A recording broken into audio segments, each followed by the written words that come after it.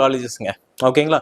அந்த காலேஜஸ் தான் என்னென்ன அப்படின்னு சொல்லிட்டு தான் உங்களுக்கு நான் சொல்ல போறேன். இது எல்லாமே இத்தனை காலேஜஸ் இருக்கு. நீங்க எல்லாமே கடிவாளம் கட்டின மாதிரி பிரைவேட் காலேஜஸ் பக்கம் ஓடுறீங்க, தப்பு இல்லை.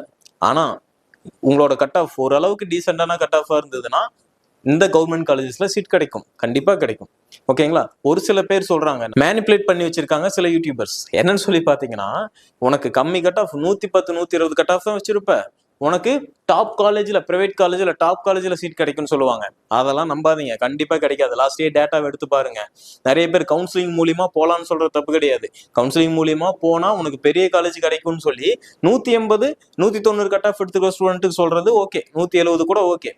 பட் வந்து பிசி கம்யூனிட்டில இருக்கேன், 130 கட் ஆஃப் வச்சிருக்கேன் அப்படின்னா நீ ஒரு பெரிய காலேஜ்ல சீட் எடுக்கலாம்னு சொல்றது ரொம்ப அபத்தம். அப்படி நிறைய பேர் சொல்லிட்டு இருக்கீங்க. ஓகேங்களா? இதான் ஸ்டூடெண்ட்ஸ் நம்புறீங்க. லாஸ்ட் இயர் கட் ஆஃப் எடுத்து பாத்தீங்கன்னா உங்களுக்கு தெரிஞ்சு போயிடும் என்ன நடக்குதுன்னு சொல்லிட்டு. ஓகே, நான் வேற டாபிக்ல போயிட்டேன். நான் இதை தனியா உங்ககிட்ட இதை பத்தி நான் தனியா இன்னொரு வீடியோல சொல்றேன்.